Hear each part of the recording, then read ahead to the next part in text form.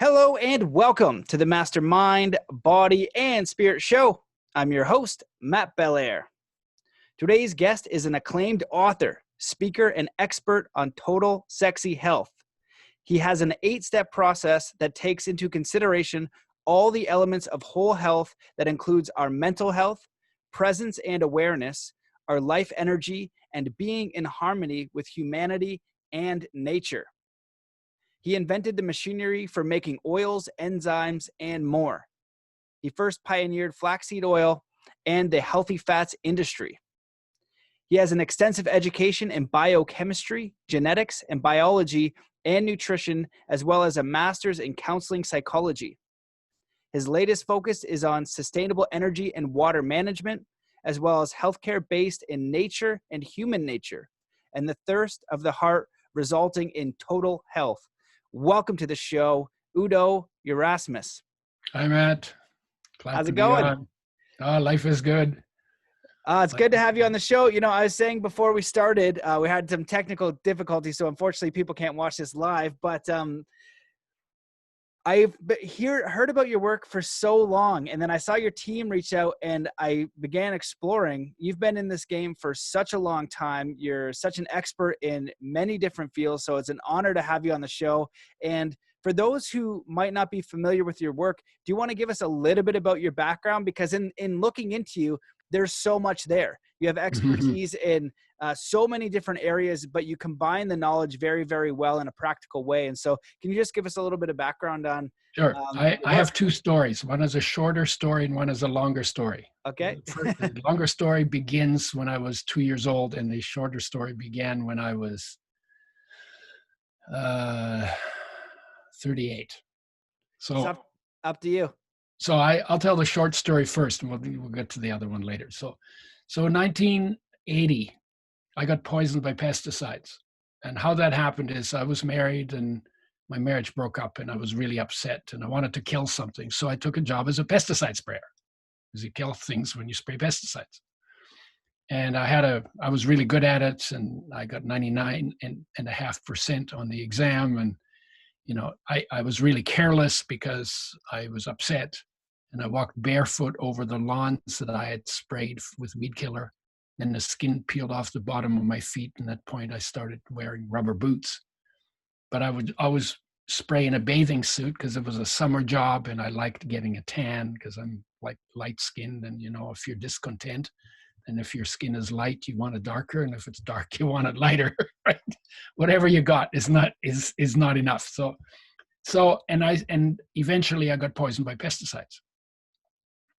And I ended up with cramps, nausea, dizziness, really low energy. I was 38, and I always had a lot of energy. And I was to a point where if I walked around a city block, I had to sit down and rest like an 80-year-old person. Went to the doctor, said, "What do you got for pesticide poisoning?" She said, "Nothing." Penny dropped. Oh, health is my responsibility. I sort of knew it, you know, but it really dropped. I heard it hit when it dropped that time. And so then I went into, because I had background in biochemistry and genetics, and I understood the research, I was trained in that. I went through the research literature looking at health and nutrition, disease and nutrition. The idea being your body's made out of food plus water and air, but the food is the variable part. So the idea is that if your level of health is low, but you raise your standard of your food intake, then within 1 year, 98% of the atoms in your body will have been removed and replaced to a higher standard. Because the body's always turning over, 98% every year. So your body, you think it's one body and it's all together, but it's actually a major construction site all the time. And so the idea is, I decided if I improve my nutrition, I should be able to improve my level of health. And obviously I stopped spraying pesticides too, because that's the other part of it, right? And I got stuck on fats because I realized they are the most sensitive of nutrients. They need the most care. Omega-3 was established as essential only the year after I got poisoned. So I was with my head in the journals at that point. 99% of the population doesn't get enough omega-3 for optimum health. This is the biggest essential nutrient deficiency of our time. Every cell needs them, so there have to be lots of symptoms from not getting enough. And I had an orgasm because when I found out, I said, oh my God, if we could make omega-3s with health in mind, and by the way, they're 5 times more easily damaged than the rest of the cooking oils because they're really, really sensitive. But that's also what makes them really, really good. And if we could bring them back, we could help so many people. And it just lit a fire. I mean, I was so fired up. And then it was like I developed a method for making oils with health in mind to protect them from light, from oxygen, and from heat while they're being pressed, settled, filtered, filled till they're in a brown glass bottle, in a box, nitrogen flushed, in a fridge, in the factory or the store or at home. That was the idea. And the seeds are well packaged. Nature's packaging is very good to protect those seeds. But once you break them, that protection is lost. So we had to do it for the whole thing. We had to build a very, very tight system because air goes everywhere and light goes everywhere.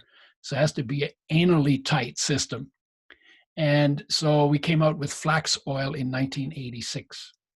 And the idea why flax, high in omega-3s, impossible to work with, huge, it's a nightmare to work with. Nobody wants to work with it. Everybody wants a long shelf life. We're talking about perishable goods. So, and I thought, well, if we can make that one, then any other oil we'd ever want to make in our life would be a piece of cake. So start with the hardest one first. So we got it done. And then I became omega-6 deficient on flax oil because it has too much 3 for the 6 it contains. And I developed a blend where omega-3 and 6, both from organically grown seeds, both made with health in mind, in the right ratio, in glass, because you don't want oil in plastics, because plastic swells oil and and plastic leaches into oil quicker than into water. And so basically that's the journey we took. And then we went out in 1988 in a van without air conditioning, the hottest months of the year. So July, August, half of September, half of June, through the US, steaming our butts off, right?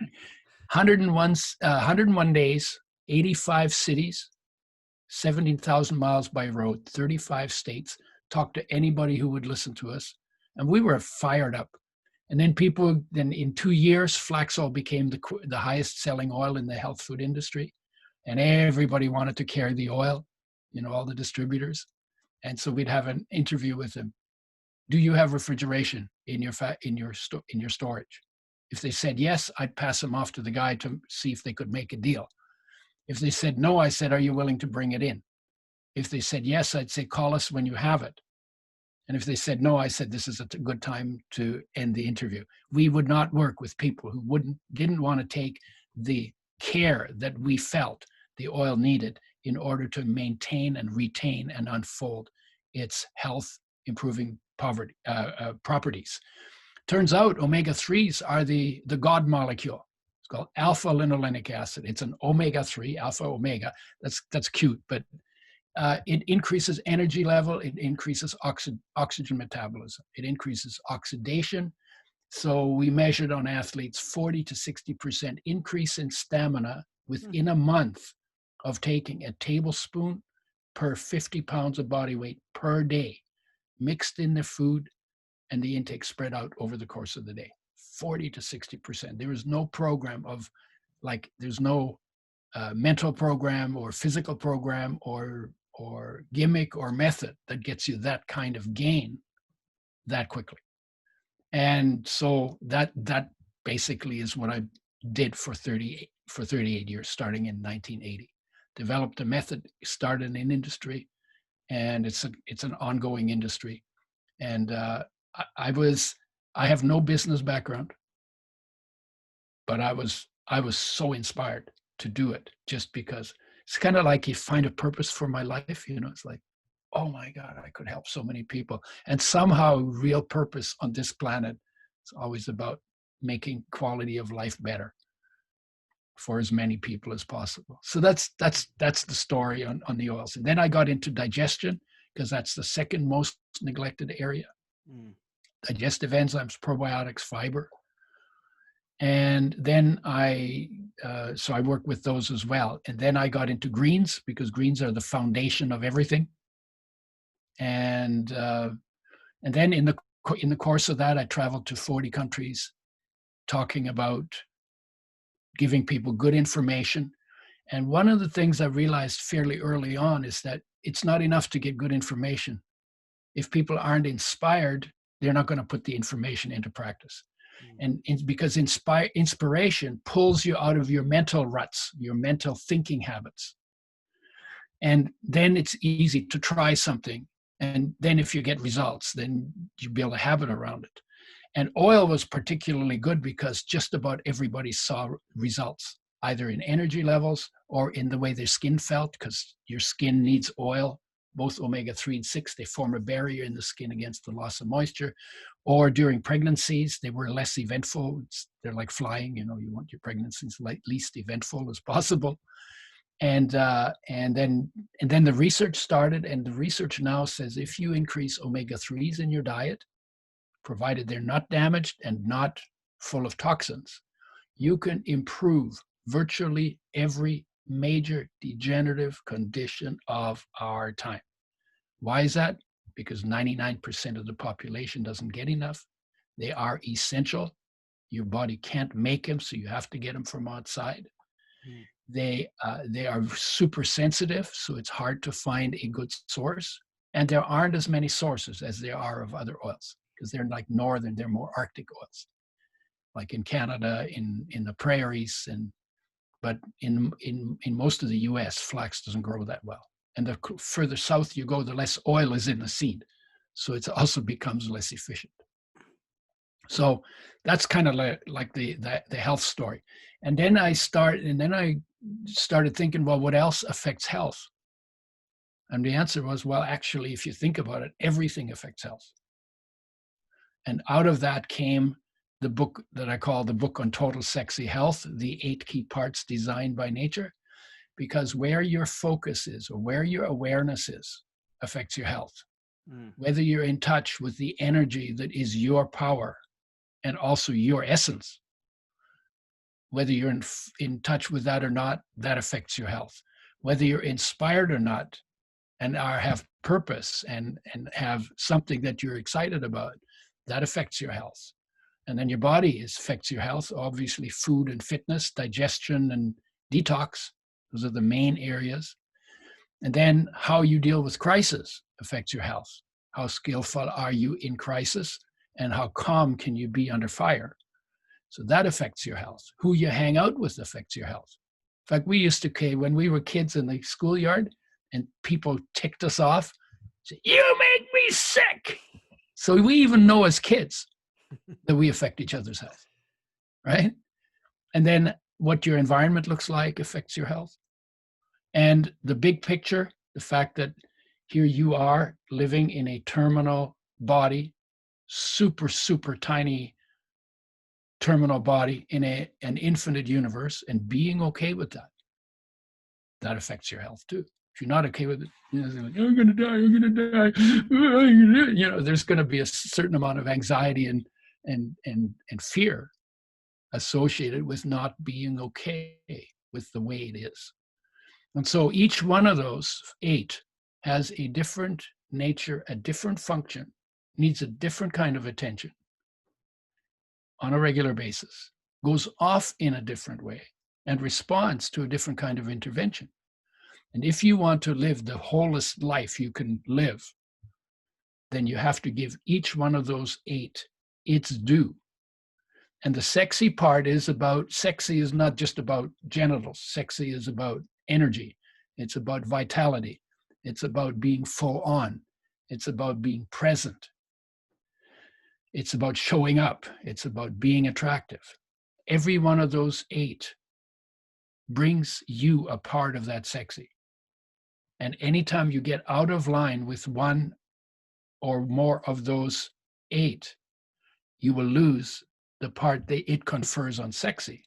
And when you get back in line, then you get your sexy back. That's the model. right? And why sexy? Sexy is the power word, you know. So we talk about anything that's really noticeable. Oh, that's sexy. Even architecture and um, uh, technology, art, you know, all kinds of things we call sexy because they're noticeable, they're remarkable, right? So that's why the word sexy. And yes, will it make your sex better? Yeah, of course. If you're fully present, that probably helps. The ultimate goal is to be fully present in all of your being and your surroundings and not lost in thoughts in your head. And then when you live like that, you can respond into situations very simply. It's very comfortable.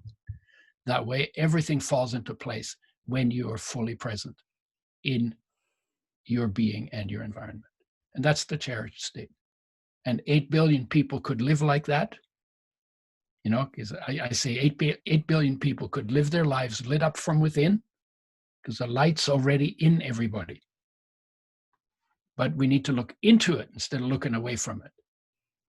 When we look into it, we will feel so enriched and so taken care of because life takes loves the body unconditionally, 24/7, 365, takes perfect care of us. And when we feel perfectly cared for, we don't steal each other's stuff because we have enough. We have more than enough. Then we can live in harmony together. When we live in harmony together, we can make sure very easily that everybody's basic needs are met on a long-term sustainable basis. That's kind of the goal that I'm living into. That was amazing.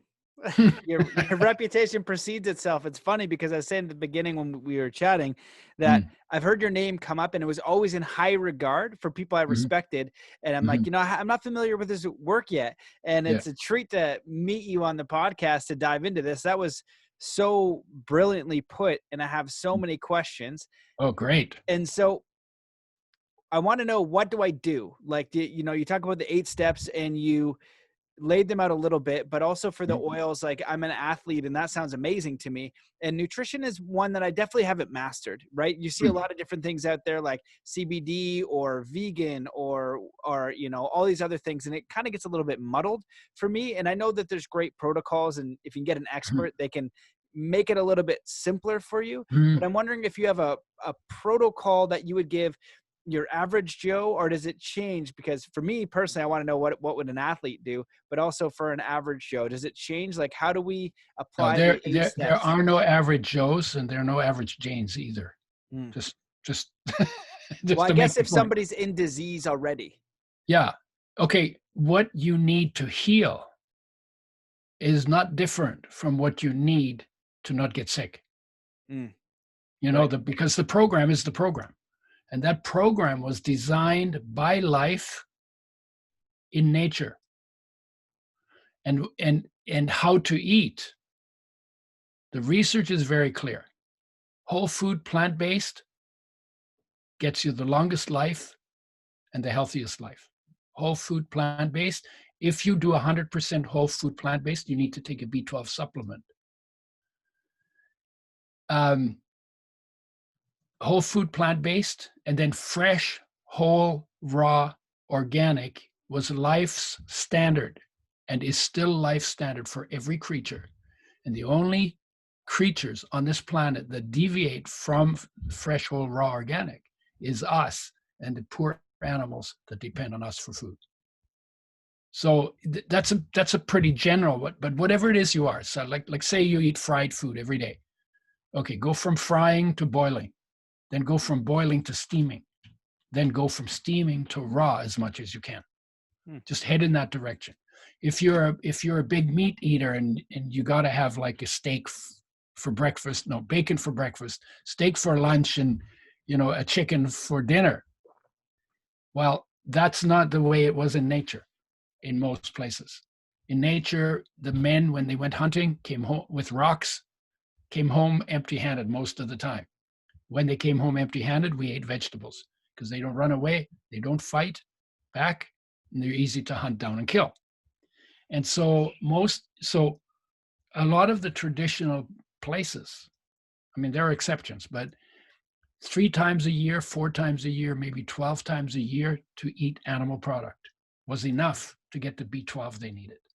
There were other places, like where the buffalo roam and the herds on the steppes of Africa, they were different, so there was more meat in those diets, but those people were not that long lived.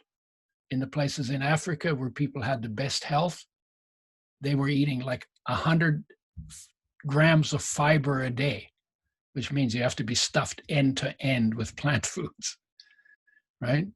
And then in that kind of a diet, they never got colon cancer, they never got any of that. There's lots of research shows that eggs and meat get you get bacteria going in your digestive tract that make toxins that lead to colon problems. There's lots of research.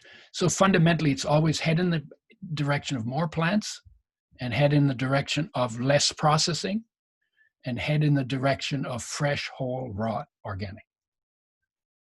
It makes sense. And I've had a couple of great guests on. I had Cyrus Kambata on, and he wrote a New York Times bestseller on, it was about, forget what it was, but basically about how to eat healthy. Diabetes. Everybody has, like, what is that thing that so many people have? Diabetes. And so he ended up healing it, but he was through the diet, and he kind of explains that. And then he got his friend, Dr. Will B, on the show, and he talked about gut health. And interestingly, I have a professor, my daughter loves dogs, and I usually take her for walks. And so we pet this, I say, hey, can we pet your dog? He's got this beautiful golden retriever. And I find out he's a biologist at a local university. And he was saying that the gut produces DMT. And so everybody talks about the pineal gland. I said, hey, the pineal gland is like what everybody talks about. I was like, what do you think about that? And he goes, actually, your gut. He's like, I want to get a grant to research that because the gut health is most important, and it produces DMT. So I don't know if that's true or what the deal is with that. It's a very interesting concept, but very smart people keep telling me it's all about gut health over and over and over again. And for sure. Because your body is 60 trillion cells. You have 100 times more bacterial cells or microbial cells in your gut. Weigh a kilogram total. There's much smaller cells. And between them, all of these microbes in your gut have 100 times more different genes than all of your genes in your body. Your genes in your body are about 23,000, and the bacteria have 2.3 million. And they make all kinds of stuff that gets absorbed into your body that will determine the state of health of your body. And when you eat plants, that favors the production of different kinds of bacteria than when you eat animal products. And that shows up within days of making the switch. So, and I also think that if you eat cooked foods, you should replace the probiotics that were killed when the foods were cooked, because on raw foods, they're covered by bacteria. That's where cows get them when they eat grass in the meadow. They start in your mouth, they go through the whole system, and they regulate the function of many of the other microbes. And we should also replace digestive enzymes, because when you cook food, you kill the ones that are present in raw foods, and you make your body do more than twice as much work as it was actually made for. It was made for raw food. And then when you kill the bacteria that do 60% of the the enzymes, when you destroy the enzymes that do 60% of the digestion for you, then you overload your digestive system, and that will eventually show up in digestive problems. That's why it's such an important area. That's why I picked that after the fats. Fats was the biggest deficiency, digestion, the most messed up. And if your digestion isn't working, not much is going to work in your body for long, because everything in your body, the hairs on your eyebrows and your beard, and the stub on your nose, and the bones in your shoulder, and you know, the skin on your toes and your nails and your eyeballs, everything, you know, your eyes came out of your digestive tract. That sounds funny to say that, right? But your eyes are made out of food. Everything I'm talking about, everything is made out of food. And if the food, you know, plus water, plus air, but if you're not getting the foods right and your digestion isn't working, then you create deficiency of essential nutrients. You create toxicity because you're creating other problems in your digestive tract, and you cannot sustain that for very long. And everybody has digestive issues going on, except for me. It's true. The gut health is absolutely massive. It's a huge issue. And so Yeah. I wanted to ask, you know, I think for most people, when you say the raw food diet's super challenging, and so it's kind of two questions. Number one, when you suggest the raw food diet, plant-based, do you add in what the supplements like the flaxseed and the B12 and things like that? Like what do you add in addition? And if you're, let's say, well, it's just say generally average. The diet isn't great. It's not terrible. You're eating kind of fruits and vegetables. You know, you eat some meat here and there. It's not terrible. What can you do when you're talking about replacing the microbes? What can you add in addition to that? What can you like maybe put into your diet where you're going to limit that a little bit as you make progress in a more positive direction? Limit what a little bit? Say some of your bad choices, like say you're doing KFC every day or something, right? Like, Well, yeah. Okay. So for instance, instead of meat, seeds and nuts. Mm. They're filling. Oils suppress appetite. You feel full. You get stable energy. They're better than carbs because carbs make your blood sugars go up and down, especially if they're refined. Right. So seeds and nuts have as much or more protein in them than meat does. They have better fats in them. And they're also associated when you eat seeds and nuts that are not roasted and not salted, they actually increase longevity.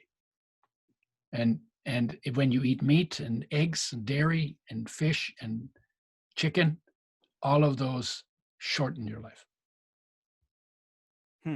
Research is really clear now. Right? Yeah, and that's no, most that people. Doesn't mean it's not a preference, but your preference, usually your preference comes from your parents. You know, it's not genes go and have like if you get heart attacks from eating pork and whatever it is, right? Then you say, oh, well, this must be genetic. No, you know, habits of thinking and food habits also run in families. And it's not genetic at all, but it will certainly run in families because you kind of grow up the way you grow up. And then that seems normal to you, even if it was really bad. You know, how do you know as a little kid what's really bad? Because you don't really have a basis for a choice other than you living with people. That's what you're getting, right? Yeah. Well, okay. So I have two questions. Number one, when I hear about the diets and things like that, whether it's intermittent fasting or someone's telling me to go vegan or keto or whatever the case is, what I want or what I need is somebody just to tell me how to make the breakfast, lunch, and dinner because I don't understand it. So does that exist anywhere? If someone says, okay, you know what, I'm going to give this a shot. Where can I go that it just gives me a meal plan? I can go get the stuff. I understand it. And I'm going to go ahead and do it because all I really need, I need 3 examples for breakfast, 3 examples for lunch, 3 examples for dinner. And I can go ahead and did it because I did, sorry to cut you off, but I'll finish by saying when I was vegetarian for like 2-3 years, it was almost 3 years. You know, I knew what I was doing a bit, but I ate so much pasta and the pasta would always make me tired. And it took me always forever to figure out what I was doing, you know? And I was like, why am I so tired? I don't know if I'm gluten intolerant or what, but it wasn't it's positive. Blood sugar swings. It's just blood sugar swings. And that's the nature of carbohydrates. And that's how you get diabetes too. That's how you get overweight and obesity too. It's mostly because they make your blood sugar go up and down. That makes your insulin go up and down. That makes your mood go up and down. That gets you cravings. Then you want to eat. Then you eat too much because it takes time to digest. And then you get into a carb addiction cycle. And the way you break the cycle is you dump the carbs, you get fats, in a way, a keto diet. But the keto diet has to have focus on omega-3 and omega-6 because that's the only 2 things that your body can't make from fats. that you have to get from outside. So when you drink coffee with butter or coffee with coconut oil, which is very popular these days, you would be better off to put Udo's oil on the coffee, in the coffee, because it's the richest source of fresh essential fatty acids. And you get more energy, and it will get your fat burning. It turns on fat production, turns off fat burning. It does it better than butter and coconut do. So or you can eat the seeds and nuts that contain those. So there'd be flax, sunflower, sesame seeds, something like that, in a ratio of 2-to-1, to get the ratio that we use in the oil. And the issue with it is there are no carbs that are essential. Like if you lived with 0 carbs, your body can make them out of protein, your body can make them out of fats. There are no essential carbohydrates. They are the least important food. They're okay fuel if you burn them, but they're least important food.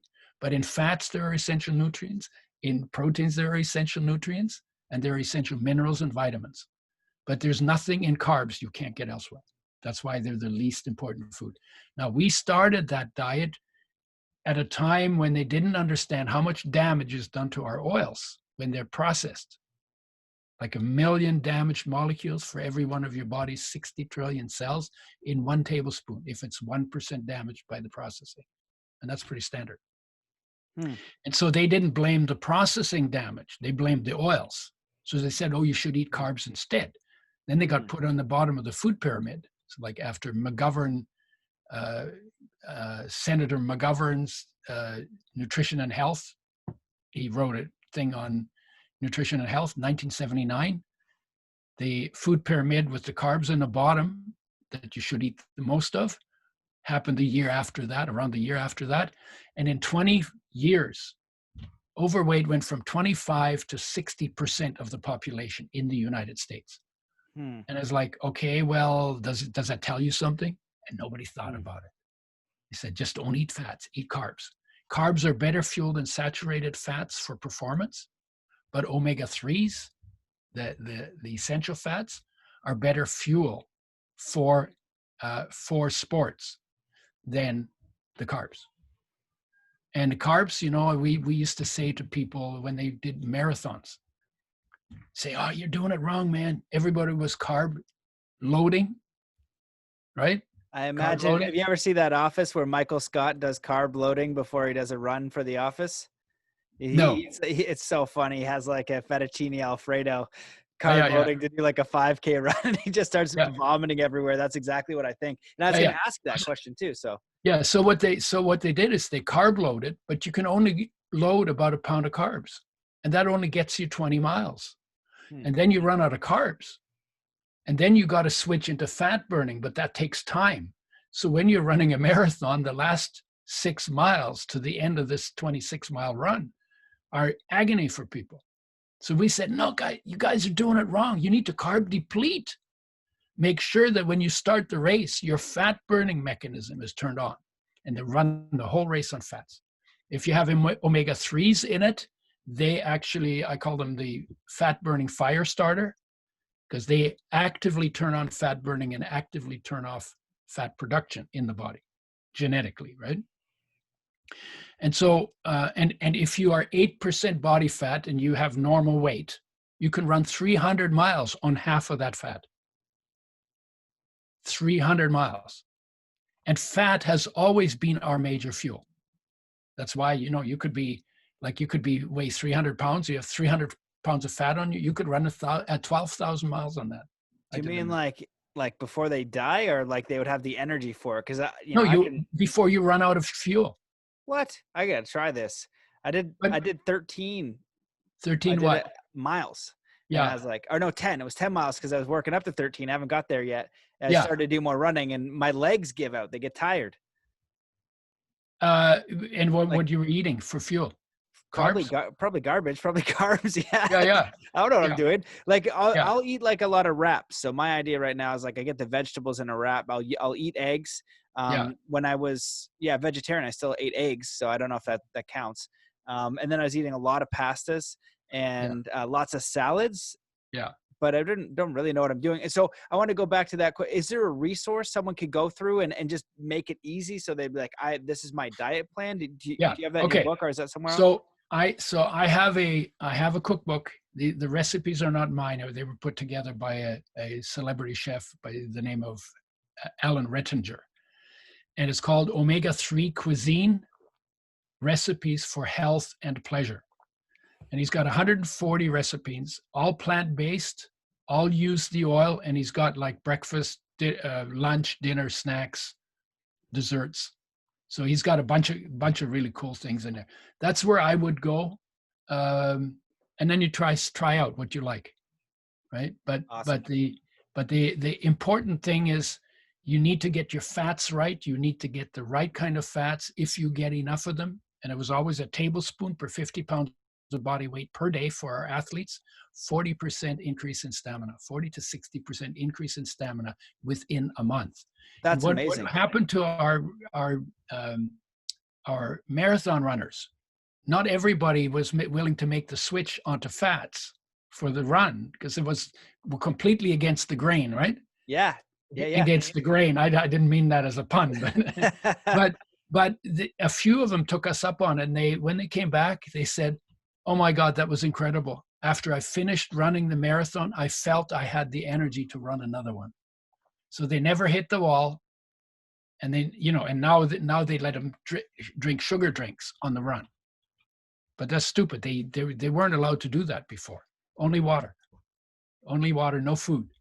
But you have enough energy in your body, in your fat deposits, to run way further than that. Longest distance ever run in 24 hours in the US, 6 marathons in 24 hours, 152 miles. Oh my God. Ran it on Udo's law. Kidding. How's that for a testimonial? Pretty good. Right? Holy smokes. And then not only that, the energy is stable. And so you don't get the blood sugar swings and the tiredness and the mood swings and all of that. Energy is stable, and fats suppress appetite. So it's hard to become fat on fats if you're making sure you're doing it right.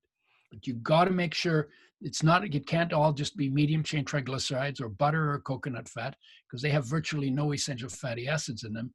The only thing that's really important is omega-3 and omega-6, the essential fatty acids, undamaged, in the right ratio, in glass, in a box, in the fridge, and not used for frying.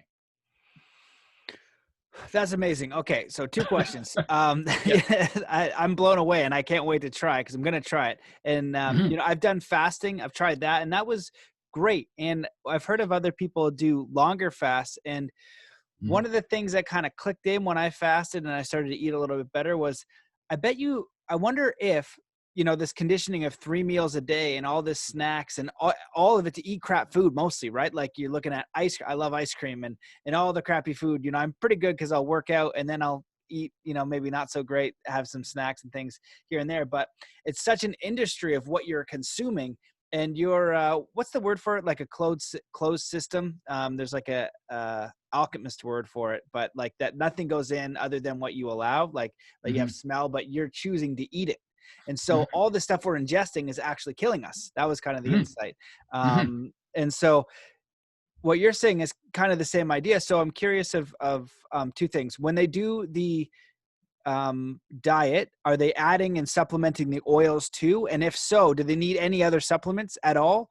Because there's thousands of different supplements that they say to take out there. So I'm just wondering about that protocol. And then the second question is, the first thing that my girlfriend and partner will tell me is if I say, "Hey, we're going to do this diet," she's going to be like, "That's no fun. Like I want, she's pretty healthy-ish, but no, she eats healthy, but likes muffins and likes things like that. It's like, it says it's no fun. So is there a middle ground here, or do we got to go all the way? Or is it maybe like we can eat 2 meals that are perfect and then eat a muffin and I can eat some ice cream after? Or I call this the Russian roulette question. It's a Russian roulette question because you're asking. Because you're asking, what can I get away with? Yeah. right? Yeah, And, it's like you have a gun and it's got one bullet in it. If you hit that bullet, it blows your brains out. Well, it's hard to go cold turkey with the whole way, especially with a lot of people out there. They got to ease into it. So even if they're making a couple good choices, No, you know what the middle way is? Discipline. Oh, and the discipline is around the question of what I want. What do I want? What are my goals? You want to be healthy? You don't get away with anything. Every molecule, you eat one garbage molecule, put it in your body, wherever it goes, it will make a small mess. Right? If you do that long enough, you'll have a big mess. If you do it with enough molecules, you'll have a big mess. Every thought has a consequence. Every molecule has a consequence. Every breath has a consequence. Everything you do has a consequence. And you can learn from those consequences, but your goal has to be clear. You're starting from where you are. Where do you want to end up? I mean, one day your body will end up in a box. So there's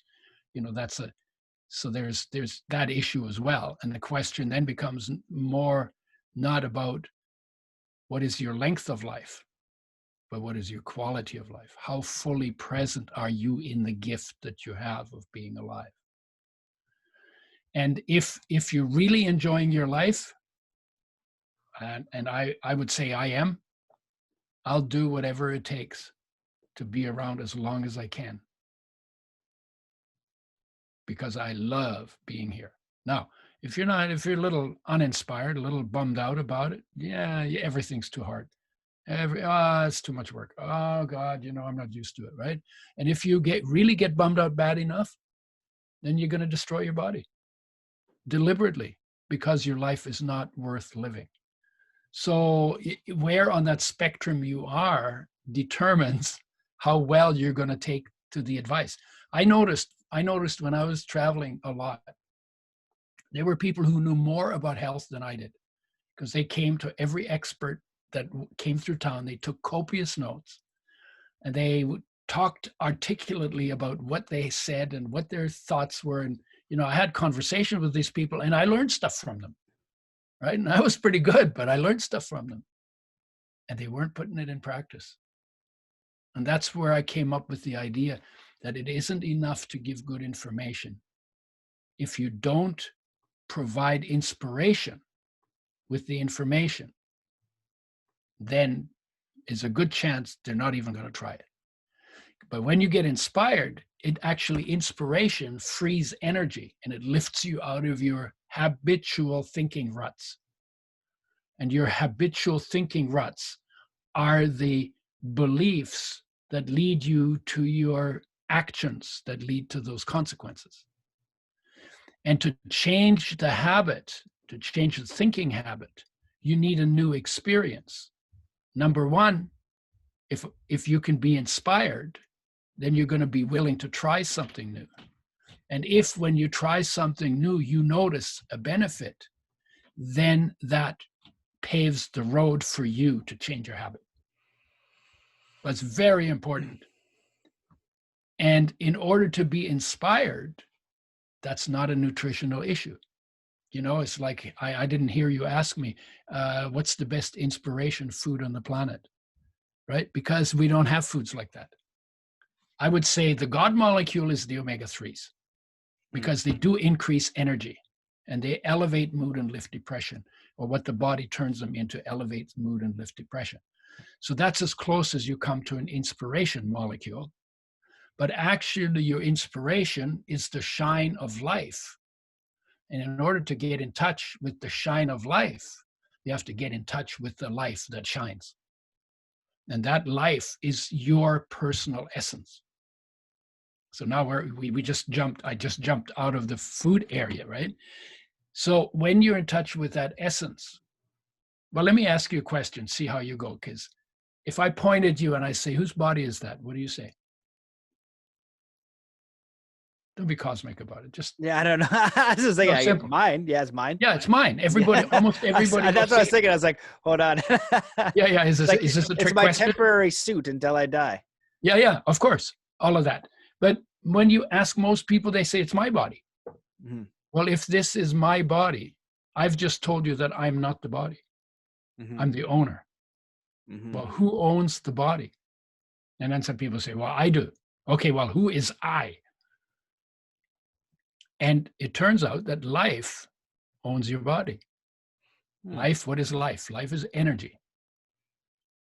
That energy is omnipresent in your body, so everywhere present, omnipotent, all power in your body is life, and all knowledge, because life knows everything about your body because it's running the show.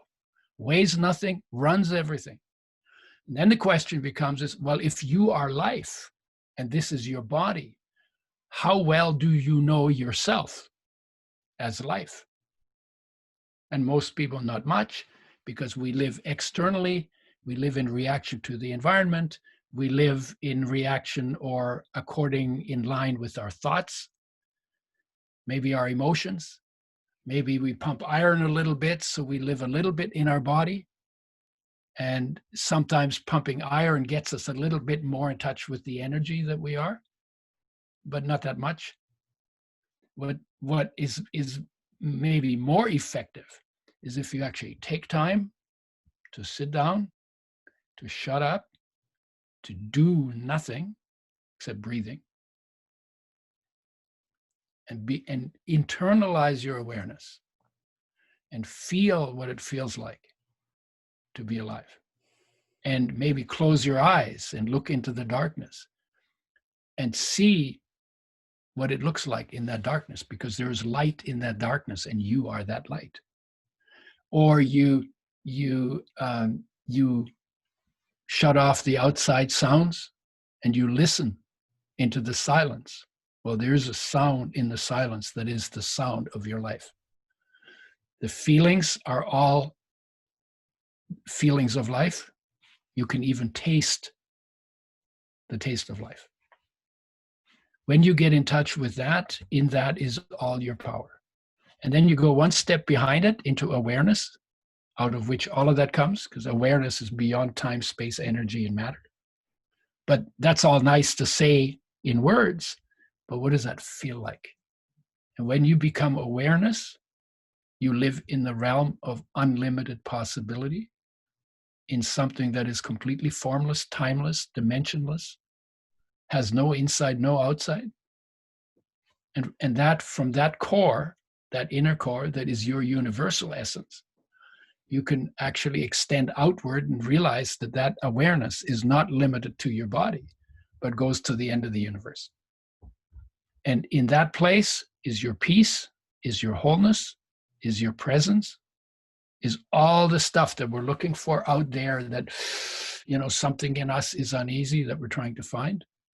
All of that is in the core of your being, and we're looking everywhere except where it is to try and find it. That's why the world is so crazy.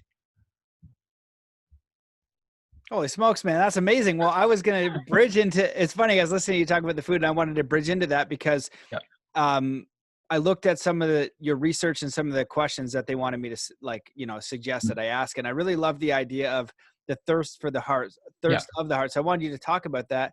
And also what you're talking about, it's kind of like the highest level teachings of Zen when you're saying, of course. Getting outside of the thoughts, which most people can't break the pattern in years and sometimes a lifetime. And so the words for some people will be familiar. They might have read them, but not experienced it. Say, okay, I can have the idea of not having thoughts. I can kind of get it, but how do I actually get to that experience? And so I've had glimpses and I'll train to experience that, right? Train to have more focus through martial arts. The different Zen training and martial arts training I've done helps with that. And I haven't got to the point where Eckhart Tolle describes in his book. He says he's actually in Vancouver too, right? And Dave was going to kill Asprey himself because he was depressed, and then he realized there were two people talking. Yeah, and then he sat him, and he said, "Well, who are these two people?" And he then woke up and sat on the bench, and so clearing those thoughts. So I guess it's going to be a roundabout question of so many people are in pain and suffering. They don't know how to step out of their pattern. They don't know how to step out of the mindset. So what is the process or the way of clearing the mind and actually living in full presence? Because that's incredibly powerful. And because right now we are living in crisis, and we have this perpetual stress added on to those internal by the thoughts. way, the human race has been living in crisis for 200,000 years. Right. Good call. And if we don't have one, we manufacture one. Right. Yep. Right? Okay. Yep. Just by the way, right? No. So in the awareness that is at the foundation of your being, there's no stress. There's nothing. Just like potential, wholeness, oneness, peace, as a feeling. Real, not in words. And then you can write poetry about it in words. But you really want to leave the poetry because you want to get out of your head, out of the words, beyond your emotions, into that place. So there are no words there. There are no words in life energy either. And there are no words in inspiration, although we use the feeling of inspiration to create images, to imagine things into being, usually positive, life-affirming things, okay? So the first thing you need to know is that already exists within you. By the way, life, just to make it one more step clearer, life is the master. Life runs your show. It's omnipresent, omnipotent, omniscient in your body. And that's a definition of the masters, like Buddha, Christ, those guys, Krishna, Lao Tzu, all the wise people, all the really wise people. They lived in touch with that energy. That's why they were masters. That's what they were masters of, to surrender or to bring their awareness, to bring the focus of their awareness into the energy. Now, if you listen to their stories, or if you look at the story of a person's life, every one of us lived in that space for as long as our mother was pregnant. So it could have been 3 months, 6 months, 9 months, okay? Why? Because when you're in your mother's body, I call it the Buddha tank. You're in that place, you're floating around in this little thing, right? Nothing to do, nowhere to go, everything taken care of, and you're safe. You have no responsibility. There's nothing that you need to do except just hang out till you get pushed out, right? So we all have experienced that state. Now, what does it take for you now to be that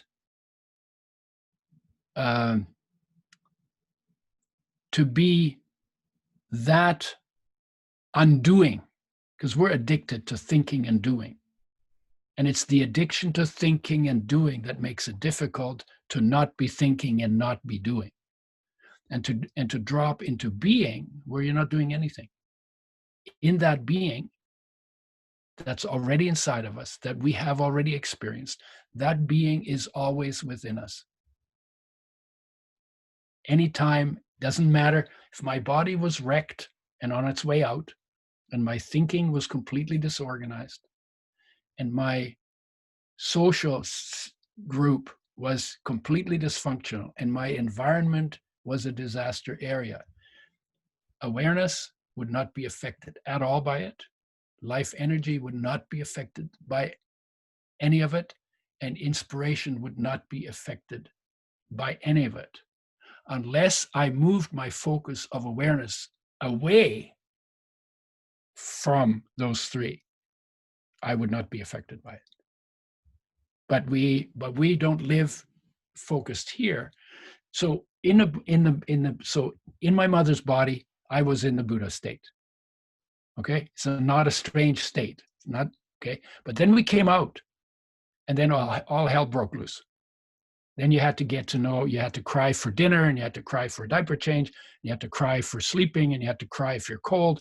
And then you had to learn words to express yourself, and then you had to learn how things work, and then you had to find out who's friend and who's enemy. And now it became a dance of survival. So anytime, so the way life set you up is anytime something changes, your awareness is drawn out through your senses to monitor what's going on, because that's required now for survival. Of course, the joke is at the end of it, you're not going to survive, but that's a whole other story. So we get drawn out automatically, but there's nothing inside of us that is shaking around and moving and changing to bring our awareness back. So coming back has to be deliberate. So going out is automatic, coming back has to be deliberate. And the thing that we miss, and I think this is the biggest, I call this the most important not had conversation on the planet. The thing that brings us back is when our heart aches. It's what I call thirst of the heart. Some other people call it that, but we have lots of blues, loneliness, longing, striving, yearning, sorrow, grief, sadness, restlessness, emptiness. I have 10 pages of words people use for a feeling that they feel in their chest, usually when some distraction they had on the outside dries up, or some goal they had gets disappointed. Disappointment is another word for it. Need, it's a need. It's a, if your grandmother dies and you were close to her, then we call it sorrow or grief, right? And it's funny that so many different things take us to that place.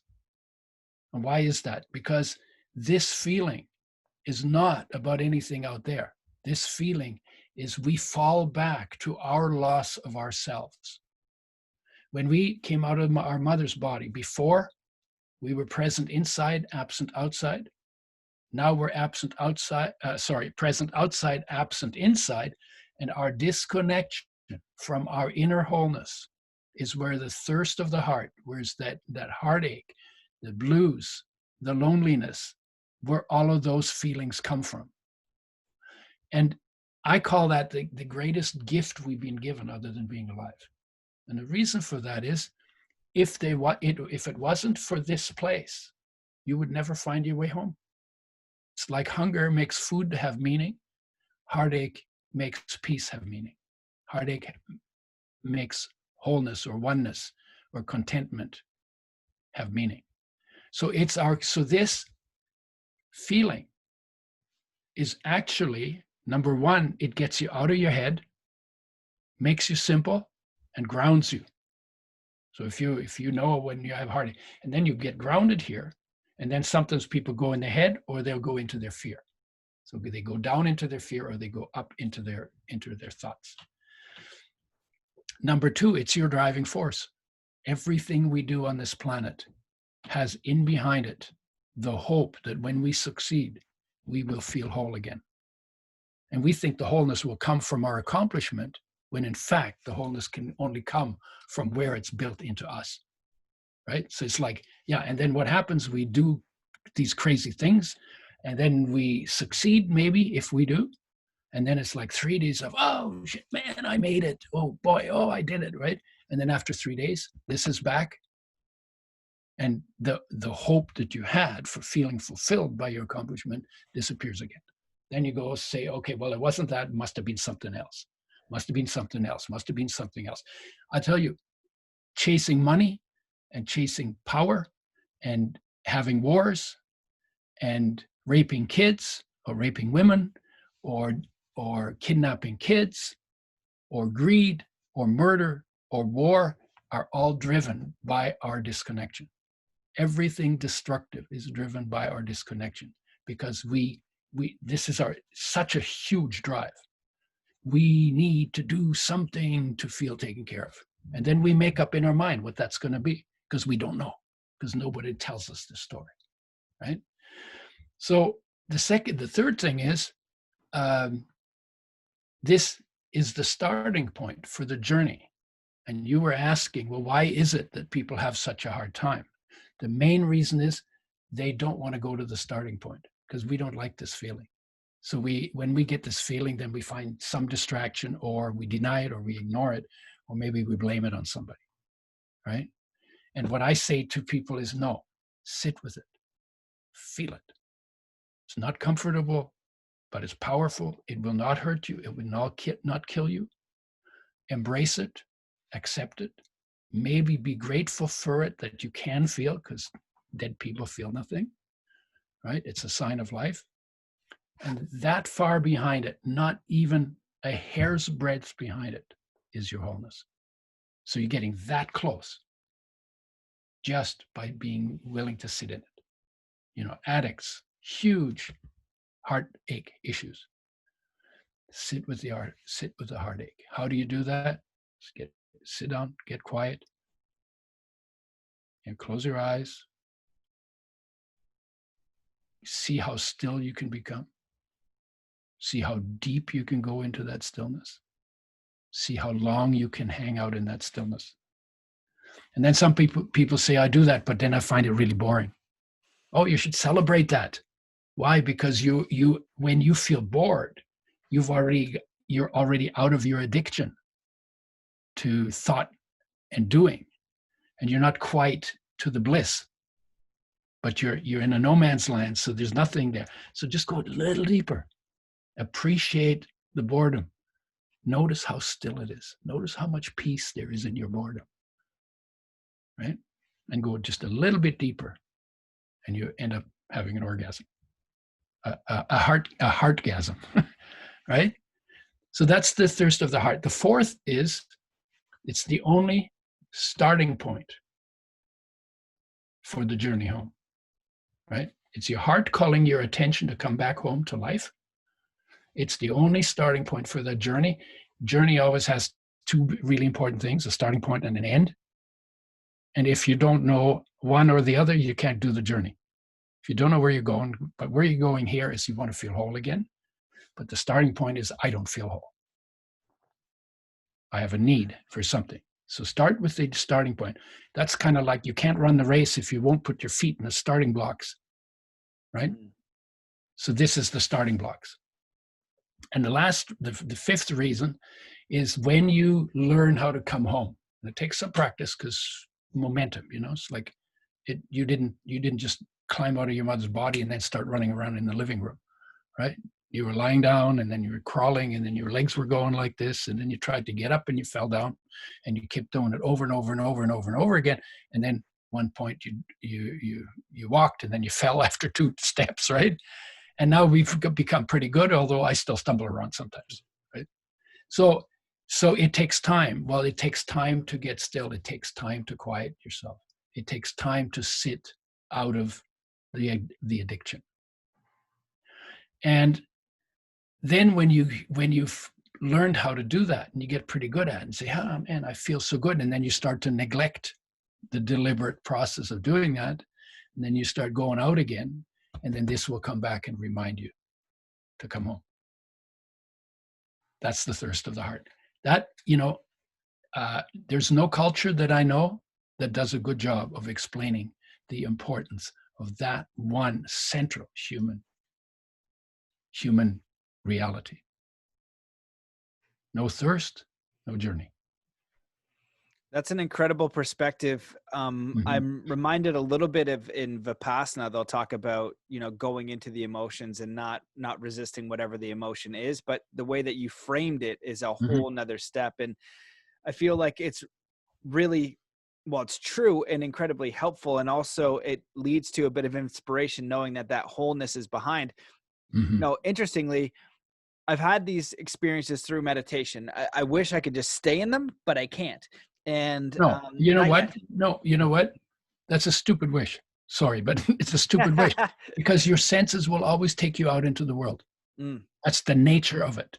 So your senses will always take you out into the world automatically, and you will always need to deliberately bring yourself back home. That's just the nature of it. And you know what? Animals are not like that. See, the dog will go out to something and then go back to its body, in its energy, right? A tree doesn't even go out. So the tree's just hanging out. It's a Buddha all the time, right?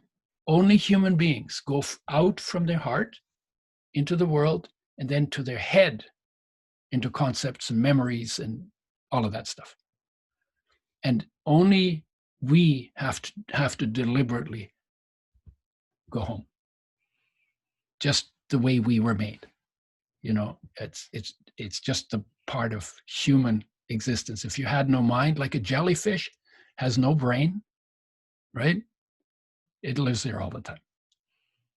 Hmm.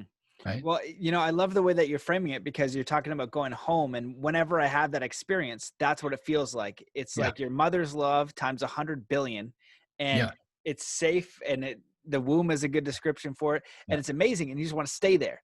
Yeah. And but when you Well, say you know, you don't want to stay there, you want to go out, the and it makes it kind of clear that what's happening in the world is people have gone out, but they don't know how to get back. Right. exactly. And so that's where the Exactly. constant stress and Exactly. anxiety is, And right? we're We're not trained to addicted. come back. Yeah, And and we're that's how we get addicted, and lost. we're also encouraged in our addiction to doing. Usually, we're doing somebody else's agenda, Yep, always. right? So we're getting a lot of encouragement to not do that, but for yourself. And so the impulse for doing that has to come from yourself. And the thirst of the heart is your impulse. It's like that's where your motivator lives. So you have that motivator. It's an incredible gift. If you didn't have that, you'd get lost. You'd never find your way home. And Right? one of the curiosities that I have is like the intention of doing the work, like being, right? But we Yeah. still need to take the action. And I'm reminded of Michael Singer and the surrender experiment of, you know, just be, you don't have to do anything and it flows. And, you know, I met somebody who lived in that and had a very fascinating story, but he seemed to be able to do it. And I'm curious there of like, you know, I want to become a better athlete. I got to go do something with this merger of surrender. I currently imagine as a yin yang, like this, you know, an impulse in a natural direction, right? Well, You're pulled in a direction that's congruent with what you are. And I'm just curious yeah. your take on that. Okay. So a lot of people think that if you sit still and you find that place inside, you become a vegetable. No. But what happens is you become disciplined. Because if you can go here at will, you can also go there at will. And then the question becomes, instead of looking around and saying, what can I do that'll take care of me? When I feel cared for, because I've come home, because I've done that deliberate practice of sitting still. Now the question is, okay, what needs to be done around here? Okay, how can I help? It doesn't have to be about me anymore because I'm taken care of. And so then what happens? Before I knew that, everything was about, how is this going to take care of me? I'll only do it if it takes care of me. And I didn't do things that needed to be done, which by the way are better business because they need to be done, right? So like something needs to be done is the market, right? So I wouldn't do some things that were really big deals that needed energy that were good business because I couldn't see how that would take care of me. Mm. When I knew I was taken care of, then I was like, okay, I feel taken care of. Or if I don't feel taken care of, I know what to do to feel taken care of. I just bring this home. Okay, what needs to be done? Now I can say, okay, 8 billion people could live their lives lit up from within. It's a big project, right? But there's no reason now for me to say, oh no, I want to do something smaller. Because I am taken care of, and now I actually can give without immediately needing to get something. And I will address the biggest issues on the planet. And when you address the biggest issues on the planet, people give you their money in order to feel better, feel more joy or less pain. That's how it works. Now I'm free to take on big projects because it's not about me anymore.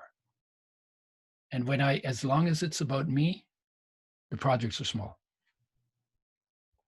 Yeah, I agree. I think it's a massive distinction. So, One of the but let me just finish because Yep. I just want to finish the answer to your question. Yes. So the issue is, first of all, I can go into this beautiful place and just be like, oh, wow, I'm finally there, right? And then I have to go pee, right? So you don't have to worry about getting lost in being and not finding your way back because your body has needs. And you know you got to eat. So either you got to go pee or you got to sleep or you got to eat or you got to do something, right? So, but what happens is if you realize that your wholeness does not depend on all of those things that you do, you can do those things deliberately. You can do those things from clarity. You can do what needs to be done because you're clear about what needs to be done and what's irrelevant. That kind of clarity only comes from wholeness, and it's built into you. And the answers you need for living are built into you. Why aren't we asking life how to live? Why are we going to other people who have different agendas, who half the time are half-baked? Why are we asking them for how we should live? And then they give us some rationale. I mean, why is it that in a religion, everybody's supposed to have the same experience and memorize the same beliefs? Everybody has experiences of life. That's your spirituality. And that'll be different for everybody, right? My big moment was, I want to hear that story? Sure. You're talking about the big moment, right? Or are you talking about the visitor? Yeah. So, yeah, please. yeah. So I grew up not very religious. My parents were nominally Lutheran, but when we asked the questions, they said, well, we're not big into that, because they came out of the First World War, the Bolshevik Revolution, the Second World War, the Depression before that. And they had it up to here with human beings and culture and countries and all of that, right? And their religion was nature. So they hung out in nature. When we asked the question, he said, well, you guys got to figure it out yourself. You figure out what meaning you want to give it. And so I got to a point when I was in my 20s, after I left university, I think I was 1968, so I was 26. And then I started exploring other places because I hadn't found at university what my heart was aching for. I felt this when I was 17. I couldn't shake it. And so I was always looking for, wait, what is it? What is it? Nobody knew what it was because it was quite a few years ago. And I decided that one day that I wanted to know what the experience that John had, John in the New Testament, who said, in the beginning was the Word, and the Word was with God, and the Word was God. That's already, hair goes up in the back of my head, right? And then it says, and the Word became flesh and dwelt amongst us, full of grace and truth. And I said, what did this guy experience that was an expression of? I want to have that experience. Because it was like, this got to be amazing. And then pretty soon I was saying, no, actually, I want to have the experience that Jesus had when he did the Sermon on the Mount, or when whatever the things he said, right? What you've done to one of the least of these that you have done to me.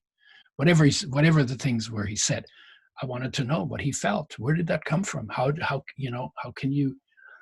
that, it has to be an expression of something. I want to have that feeling.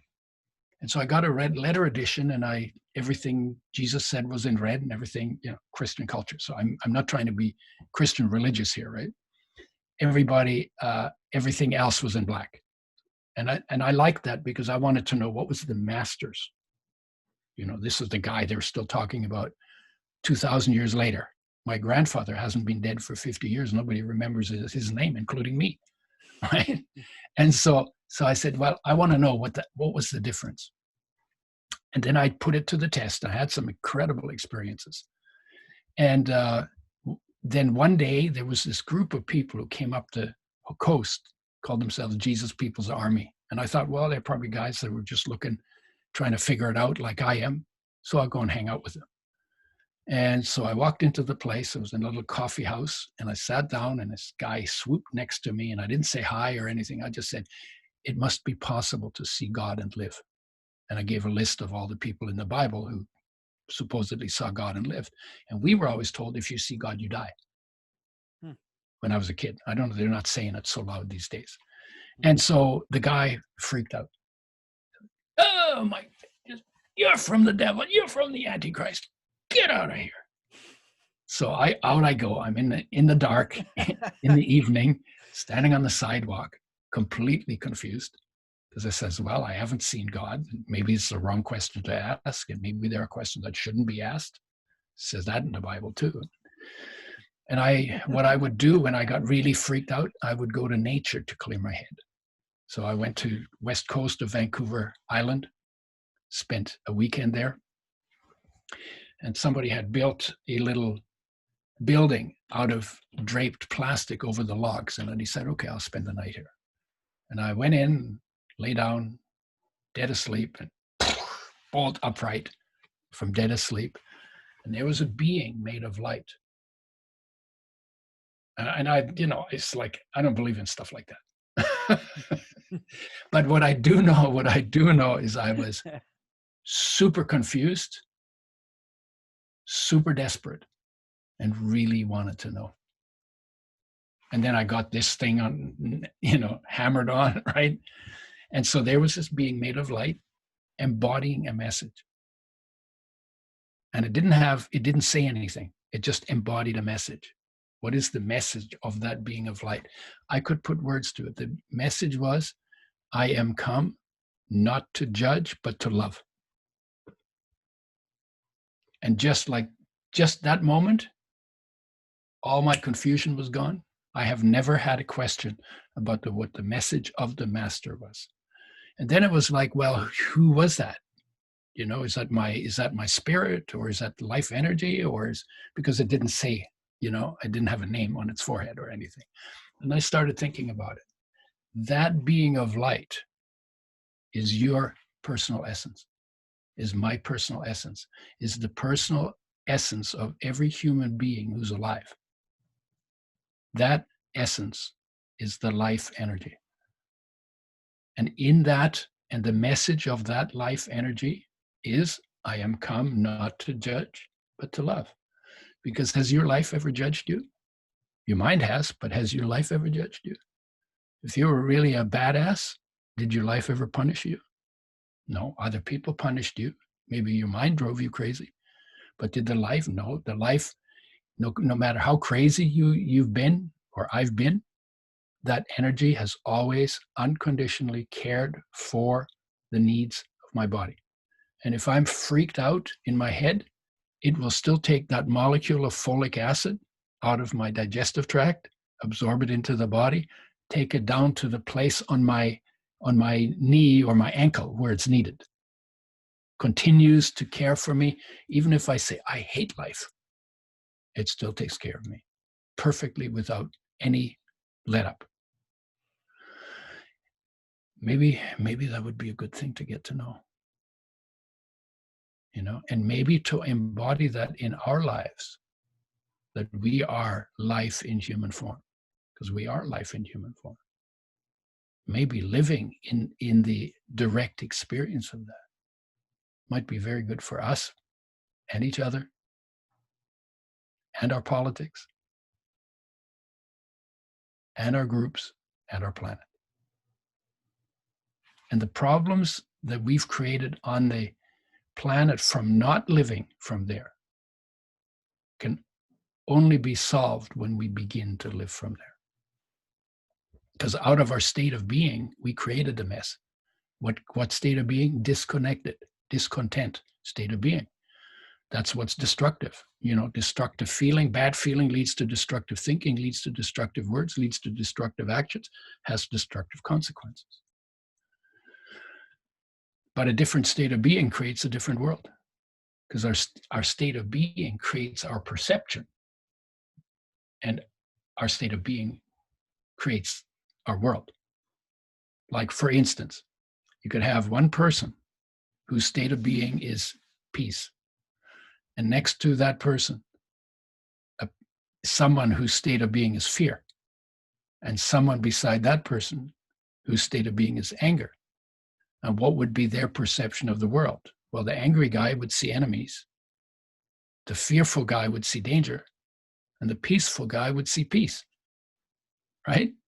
And if I'm seeing peace, how would I behave into the world? How would I act into the world from that state of being, as compared to acting into the world from the state of being of fear? Be pretty different. And it's by how we act into the world that we create the world. Right? So the homework is to come home. And then from being home and feeling cared for, to bring the cared forness to expression. Rather than, You know, it's like if I'm discontent, I see all the assholes. You know, oh, he's an asshole, he's an asshole, he's all, yeah, because I'm an asshole looking, right? Because if I'm in peace, I also see the peace in those people. And so our state of being determines everything else. So what is the most important work to do? Homework on the state of being. And what kind of state of being would you like to live in? What is the most beneficial state of being to live in? Wholeness has got to be real close. Peace has got to be pretty good. Unconditional love got to be pretty good. But also truth, and also reality, and also prosperity, to all feelings, all states of being. States of being that are not based on conditions, but are based on the reality of existence. Unconditional love versus conditional love. Unconditional peace versus conditional peace. That's in our nature. That's what's so cool about it. Everybody's born with that shit. It's in our nature. It's in our nature. And all we need to do is dig it out, transform everything.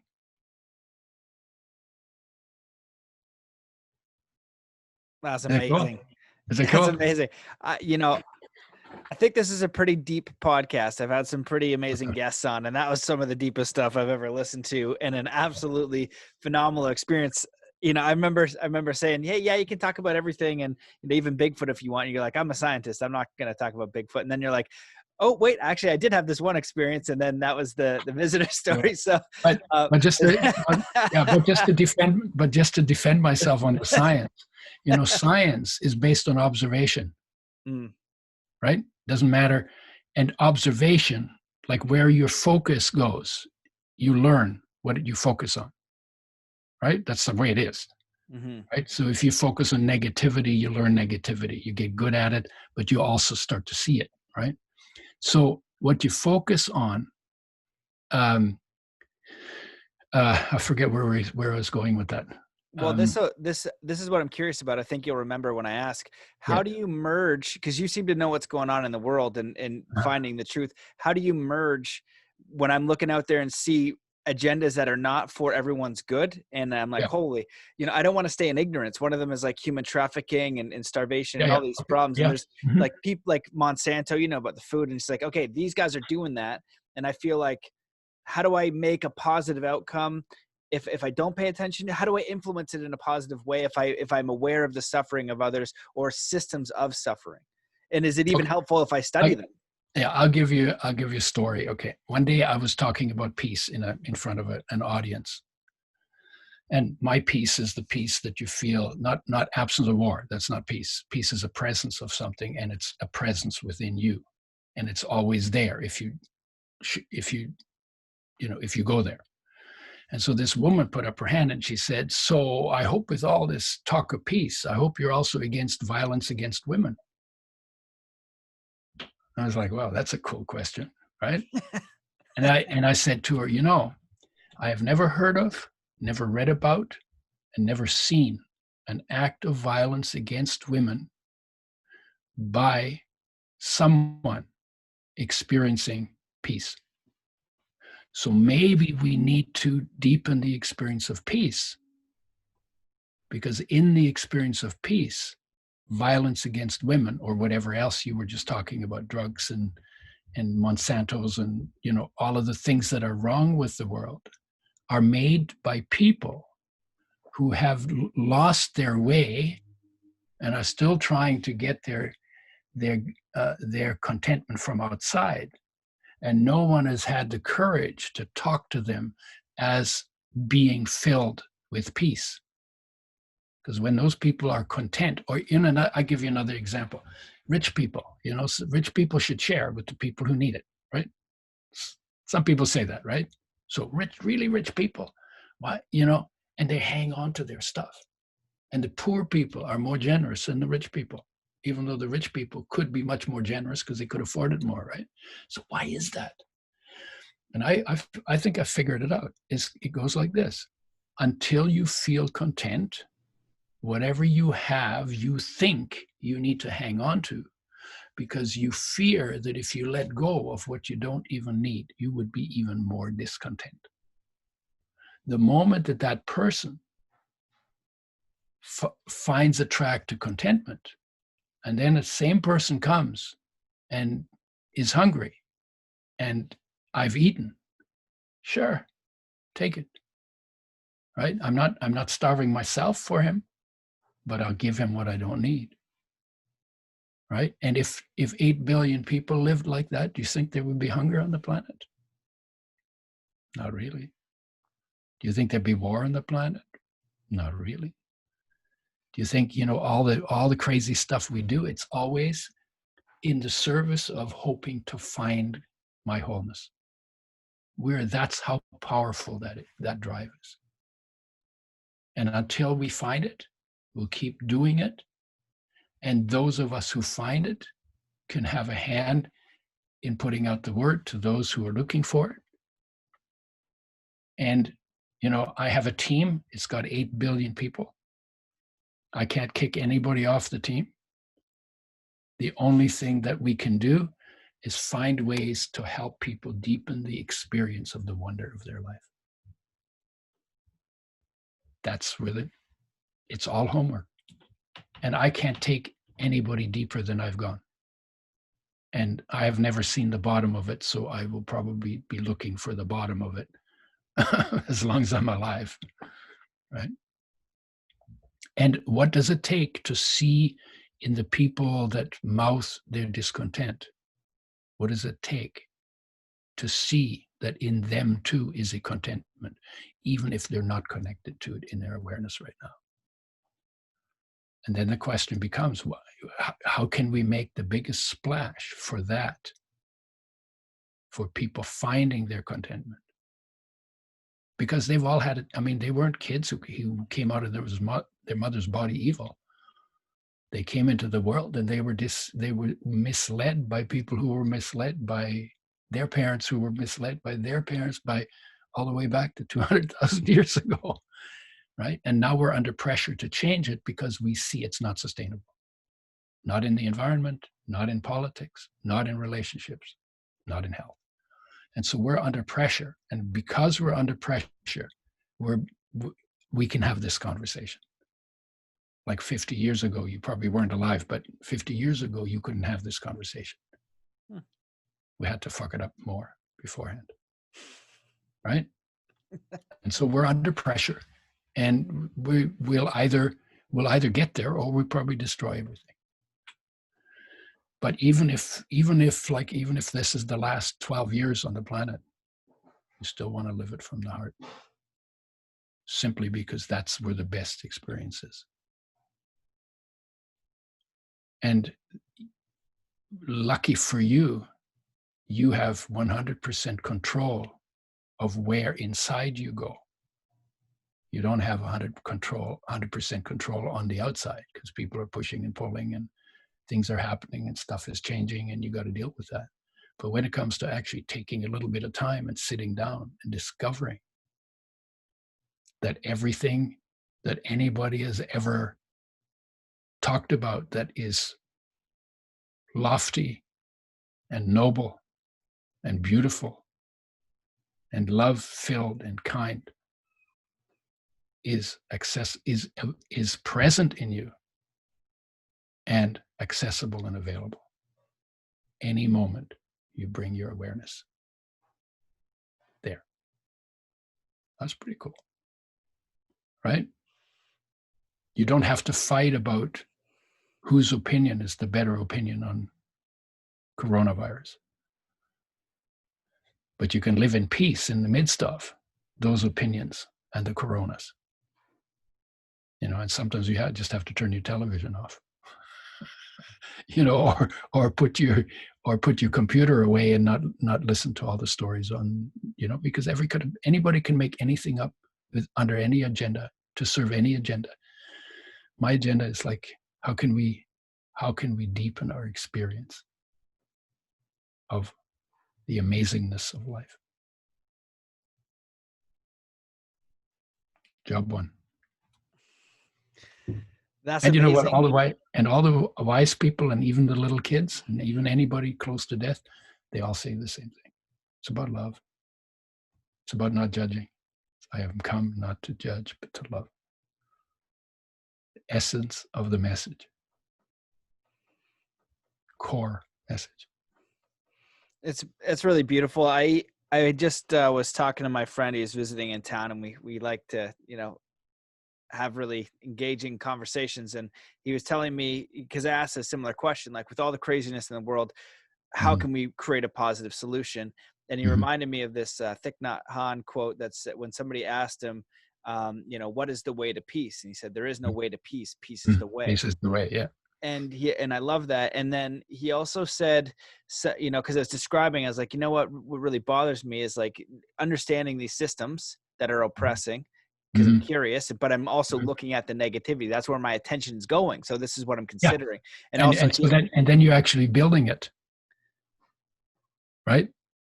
The, yeah. the So, time you spend in negativity, you're actually building the negativity. hmm.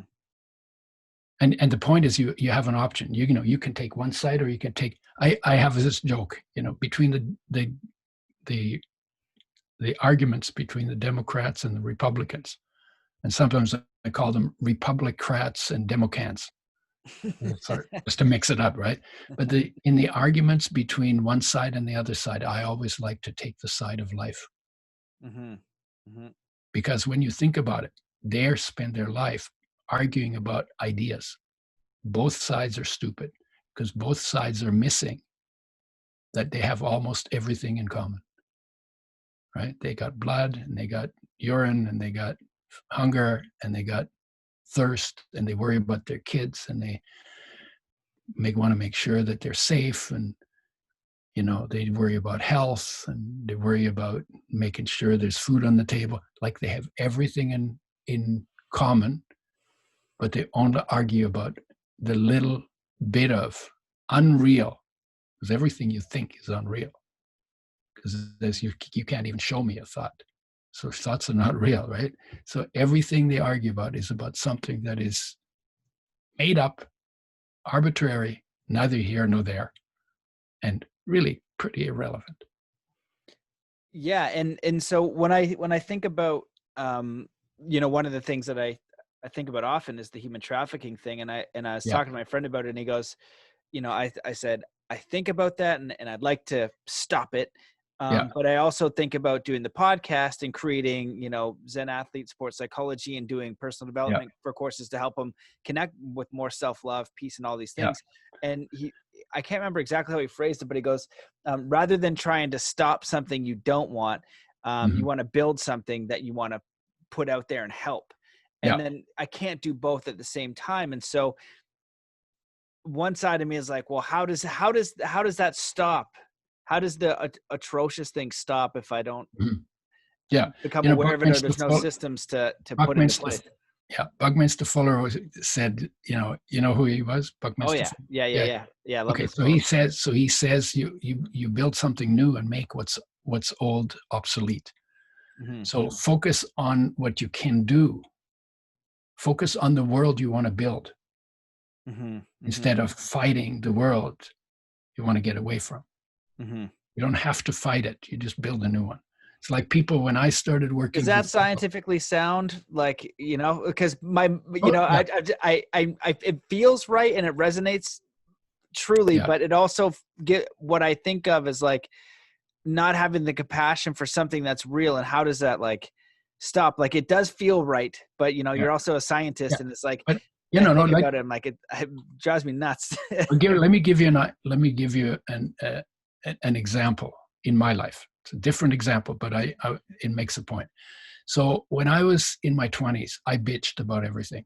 I'm perfect. I can find what's wrong with any system within seconds. I'm really good at it. Right? I'm pretty smart, but I'm really good at it. And I was really trained at it. And I bitched about everything. And so my sister took me aside one day and she said to me, Udo, we agree with all the stuff you bitch about.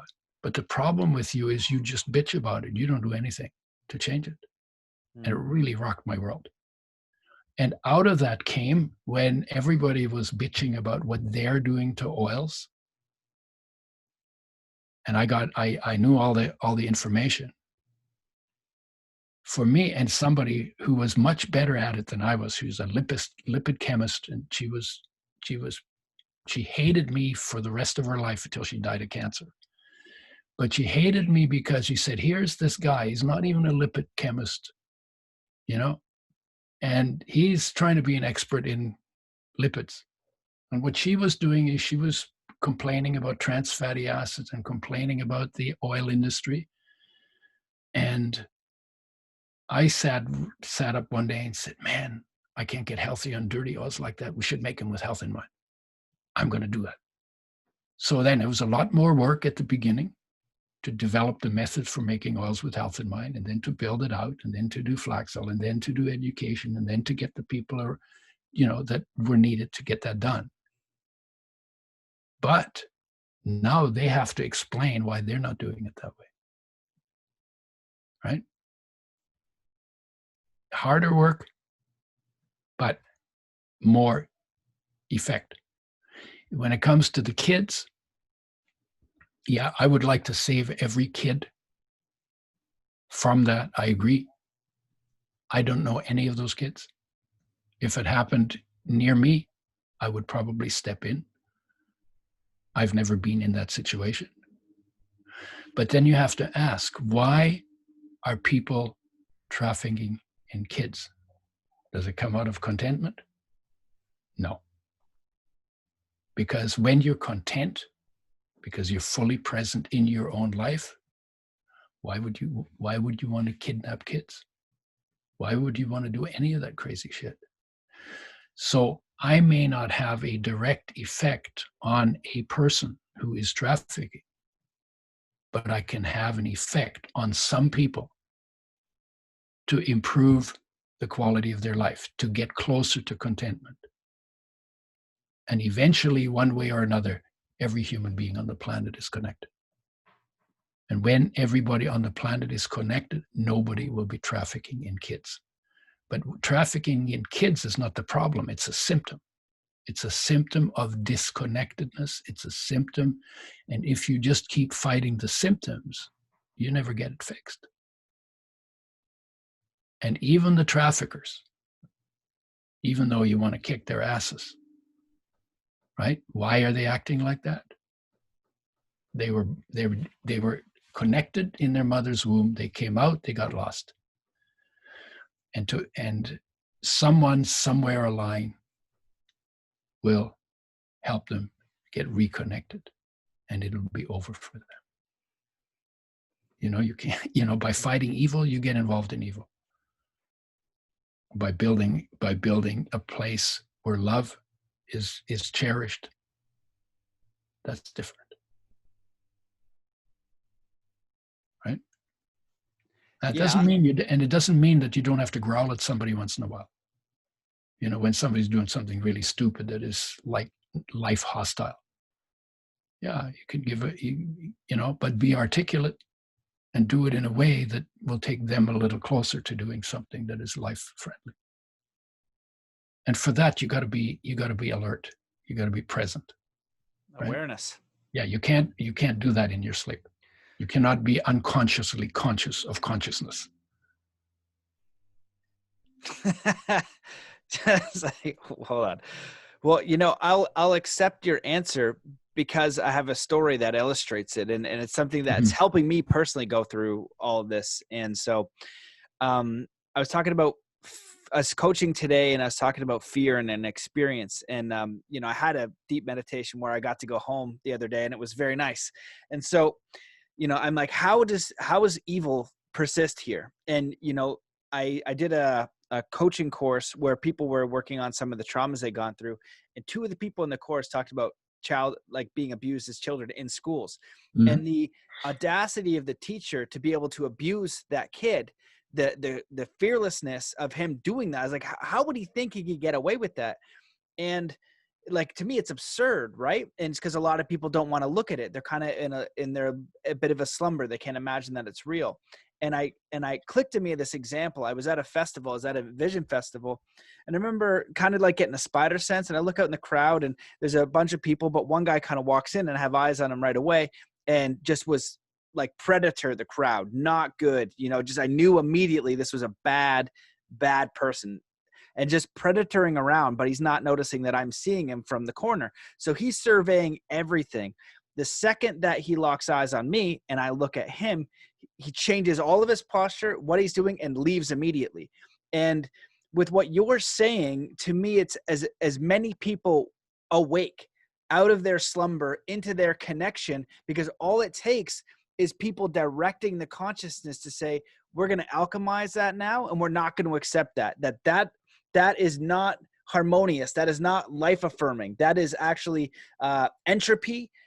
This is hostile. This is an issue. And all that is required is awareness. But because people are so disconnected with themselves, they don't have the time to be looking in the world and thinking about other people. Like you said, they're just trying to get for themselves. So their shutters can't have you exist in it, because they're only thinking about number one. And so the more people that we bring into awareness, that we bring into light, that are connected in themselves, that's a light shining on toward life affirming love and beauty and all the characteristics that we want to move towards, that are natural and harmonious. And so I feel like if that number gets to a certain amount, and they talk about it in the Celestine Prophecy, some of the religious books, and it doesn't have to be everyone. It's like this energy.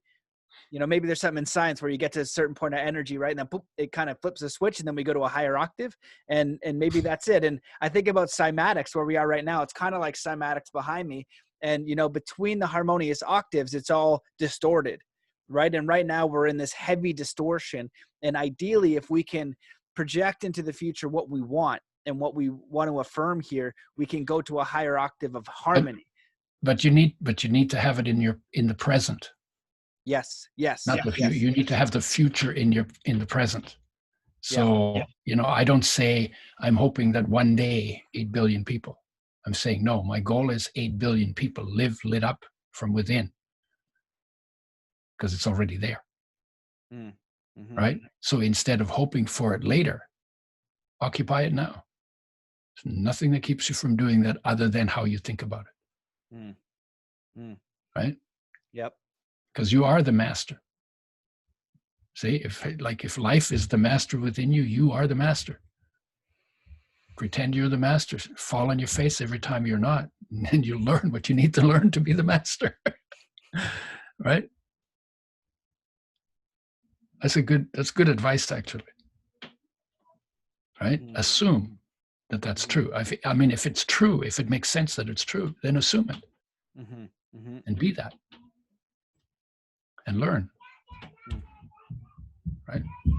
Like if you don't set a standard, I'll tell you one more story. I once realized that I had never loved a woman without condition. And I said, wow, that's really crazy. I think I would like to love one woman without condition.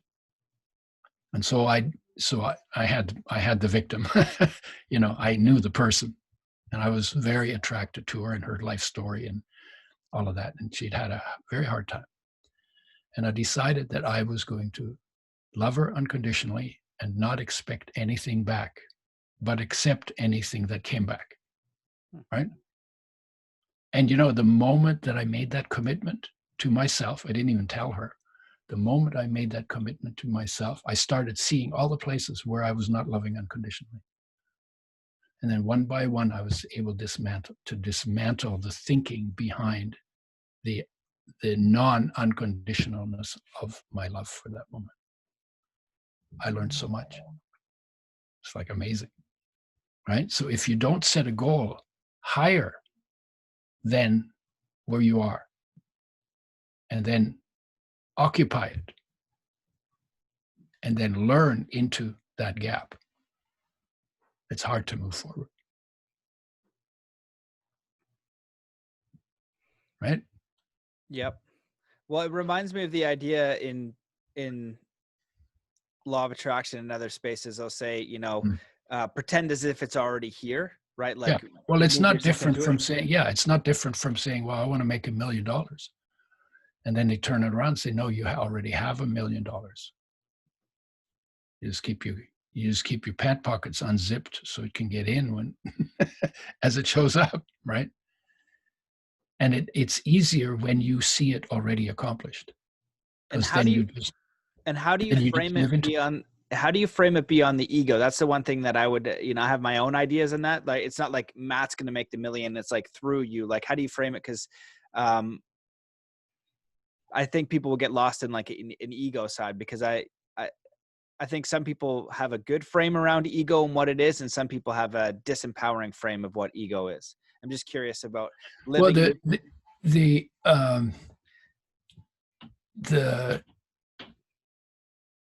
the place where you find your wholeness, your godlikeness, as Alfred Adler called it,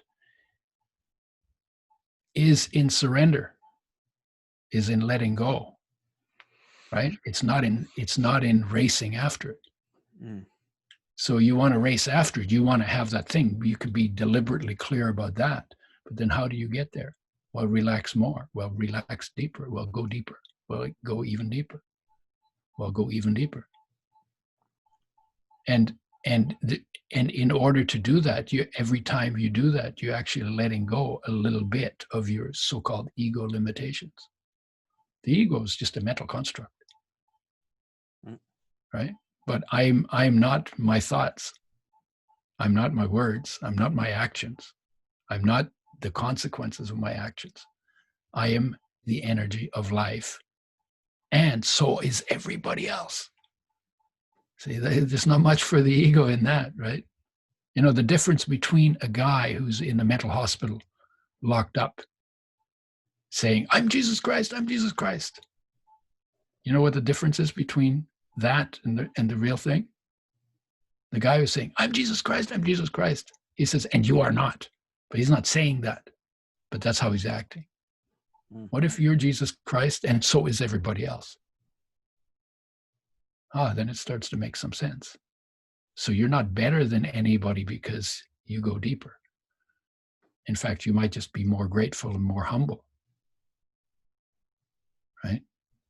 This is like what I'm talking about is not an accomplishment that makes you better and greater and higher. And no, that's not how it is. You don't get a mailed certificate, a little something you can put on the wall. Yeah, on the front it says JC, and on the back side it says asshole. Couple of coupons to Denny's or something. Yeah. No, but but does that make sense? Like the ego is like when you start to talk about the ego, you start to build the ego. Right? And what is the ego? Well, the ego is who you think you are. Nothing you think is true. So the moment you step out of your thoughts, there's no comparisons. There's no judgments. In unconditional love, there is no judgment. The light sees light.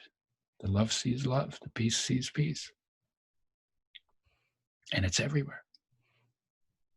And the way that I understand this, and I'd love to hear your take on it, is when I was meditating with monks in Nepal, I would have conversations in the afternoon. And I asked them, I said, one of your things is that desire leads to suffering, like when we desire things. And I was like, well, I desire for a million Zen athlete books to get out there because I want to empower children to learn about themselves and self-mastery. And he looks at me and goes, that's not desire. And I was like, what do you mean? He goes, it's not for you.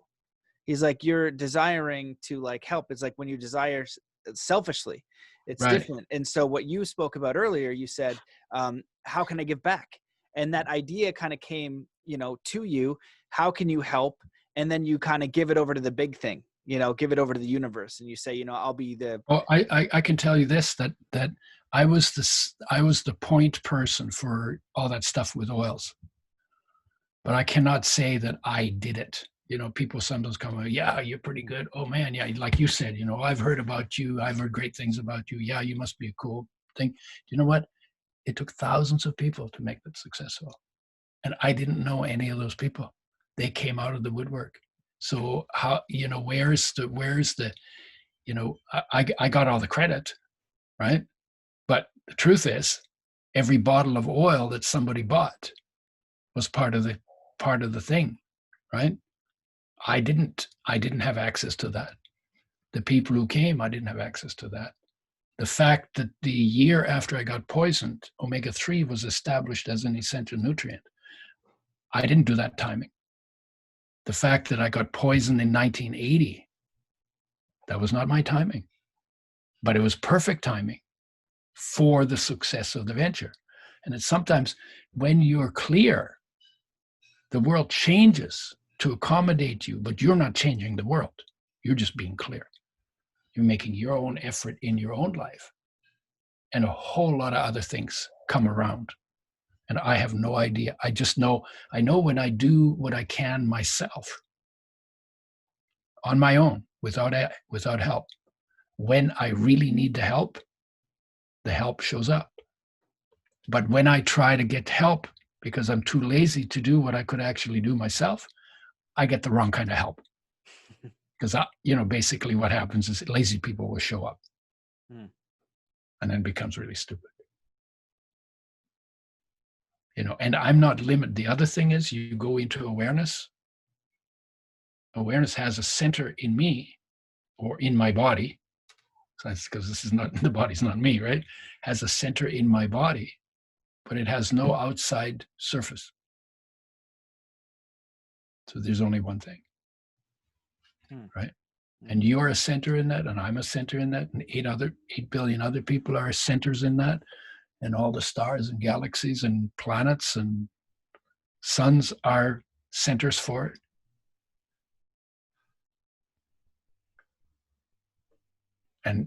And there's no separation on that level. And then the question is, who do you think you are, right? And then who you think you are depends on where you focus. So if you focus on the community, on other people, then you are a member. If you focus on nature, you're a little creature. If you focus on the big picture, then you're a spark, a speck. If you focus on your body, then you think you're physical. If you focus on the energy that keeps you alive, you are life. And if you are focused on the awareness, you become the awareness. And you're actually all of that. And the survival smarts.